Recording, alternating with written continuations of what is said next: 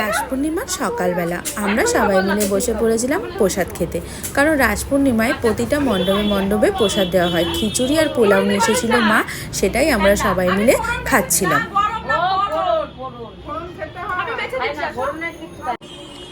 সাজুগুজু করেছো মা? করেছো? ঠিক আছে, ভাল লাগছে? মাম্মামকে ডাকো তো, মাম মাম মাম্মাম। হয়ে গেছে, এখন সন্ধ্যে হয়ে গেছে। আমরা সকাল থেকে ভাবছি বেরোবো বেরোবো বেরোবো, সেই সময় আছে এখন সন্ধ্যেবেলা। এই যে মানিও রেডি হয়ে গেছে। আর এই যে আমার দিদি কই গেলি? আর আরেকজন রেডি হয়ে সবজি গোছাচ্ছে। দাদুর কাজের জিনিস নিয়ে খেলা করছে।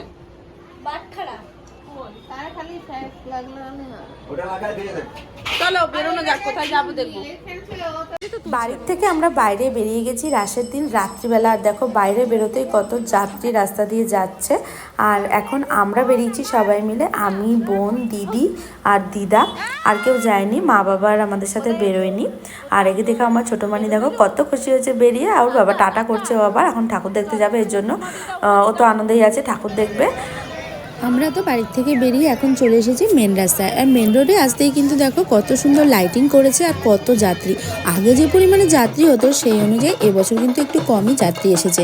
আর এই দেখো প্রথমেই যে ঠাকুরটা দেখাচ্ছি এটা হলো ভুবনেশ্বরী মাতা।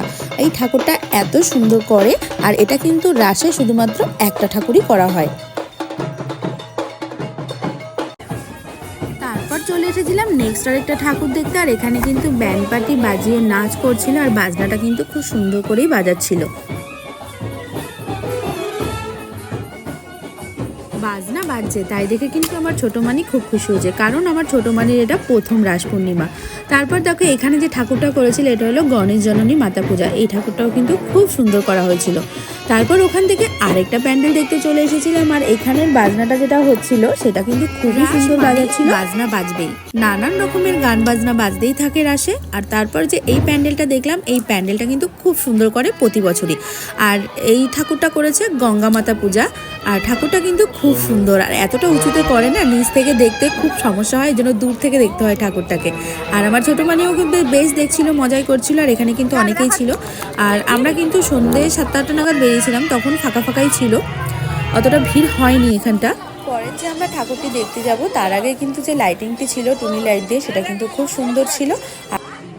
এখানে যে ঠাকুর করা হয়েছিল সেটা হলো নিত্যকালী মাতা। তোমরা শুধু মায়ের মুখটি দেখো, এতটা সুন্দর মায়ের মুখ দেখতে, আর এত উঁচু লম্বা যে মানে মাথা উঁচু করে মাকে না দেখলে স্পষ্টভাবে দেখা যায় না। তারপর এখানে দেখো খুব সুন্দর ঢাক বাজিল। এই ঠাকুরটা এই মায়ের সামনে হলো এইভাবে ঢাক বাজিয়ে মাকে পুজো করানো হয়। আর এখানটা কিন্তু প্রচুর ভিড় ছিল, অনেক লোকের সমাগম ছিল এখানটা মনে হচ্ছিল দেখে না রাসে যাত্রী এসেছে। আর এই দেখো মায়ের মুখ, অপূর্ব সুন্দর মায়ের মুখ। এই মাকে দেখার পর পাশেই কিন্তু আরেকটি মা ছিল, ইনি ছিলেন হলো মহিষমর্দিনী মাতা। দেখো এই মা দুর্গাকেও কিন্তু খুব সুন্দর লাগছিল দেখতে।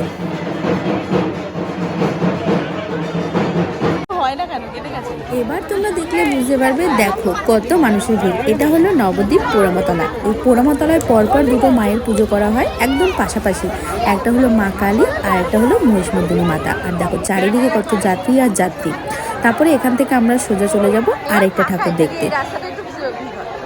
ঠাকুর দেখে যেতে যেতে আমার ছোট মানিকে কিনে দিলাম একটা খেলনা। আর এটা নিয়ে দেখো ও কি করছে। এটা মোটে ওর হাত থেকে কেউ নিতেই পারবে না। যেই আমার দিদি নিয়ে যে ওর খুব রাগ হচ্ছিল। তারপর দেখো মার কাছ থেকে টেনে টেনে ওটাও নিয়ে নেবে, কেন এই ভিড়ের মধ্যে ওটা হাতে নিয়ে রাস্তা দিয়ে হেঁটে যাবে। ওর হলো এটাই আনন্দ। দেখো মার কাছ থেকে মোটে ছাড়লোই না, এখনো ওটা নিয়ে হাঁটবে। তারপর সবাই মিলে একটু এখানে ফুচকা খেতে দাঁড়িয়ে পড়লাম। আমি কিন্তু ফুচকা খাইনি, খেয়েছে আমার বোন, আমার দিদা, আমার ছেলে, বড় মানি, সবাই ওরা খেয়েছে। আমার দিদি আর আমি খাইনি। তারপর দেখো এখানে আমরা সবাই একটু বসেছিলাম, কারণ ঠাকুর দেখে হেঁটে হেঁটে একটু কষ্ট হয়ে গেছিলো। তারপর আমার ছোটো মানিও এখানে বসে বসে একটু ফুচকা খেয়ে নিচ্ছিল। তারপরে ফেরার পথে আরেকটি ঠাকুর দেখে নিলাম, এটা হলো শ্রী নটরাজ পূজা। এটা দেখার পর আরেকটি ঠাকুর দেখতে চলে গেলাম। আর এখানেও কিন্তু খুব সুন্দর লাইটিংটা করেছিল। আর লাইটিংটা যেমনি সুন্দর করেছিল এখানে ঠাকুরটাও করেছিল খুব সুন্দর। এই ঠাকুরটা ছিল অর্জুনের বিশ্বরূপ দর্শন। দেখো অর্জুনের কত হাত এখানে সেটা দেখিয়েছে। অর্জুনের বিশ্বরূপ দর্শনের পর পাশেই আরেকটি ঠাকুর করেছিল, আর এটা ছিল সমাজবাড়ির কাছে মা দুর্গা। তারপর এই দেখো এখানে রয়েছে শ্রী সমাজবাড়ি আশ্রম।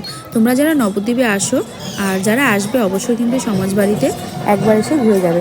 তারপর এইখানে যে লাইটিংটা করেছিল এটা কিন্তু আরও সুন্দর লাইটিং করেছিল, আর এবছর কিন্তু লাইটিংগুলো বেশ ভালোই করেছে। রাসপূর্ণিমায় কিন্তু খুব সুন্দর ঢাক বাজছিল, আর এটাও কিন্তু মহিষমর্দিনী মাতার পুজো করা হয়েছিল এখানে।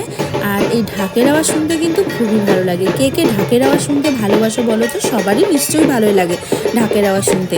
ওখান থেকে বেরিয়ে যাওয়ার পর এখানে আরেকটি লাইটিং ছিল, তো এই লাইটিংটাও খুব সুন্দর ছিল। আর এখান থেকে ওই যে দূরে এই যে ঠাকুরটা হয়েছিল এটাও কিন্তু মহিষমর্দিনী মাতার পূজা। রাসে কিন্তু অনেক মহিষমর্দিনী মাতা পূজা করা হয়। তো একটুখানি সময়ের মধ্যে আমরা কিন্তু অনেক ঠাকুর দেখে নিয়েছিলাম। এখন আমরা চলে যাব বাড়িতে। তো রাসের এই ছোট্ট ভিডিওটা তোমাদের সাথে আমি শেয়ার করলাম, কেমন লাগলো অবশ্যই জানিও।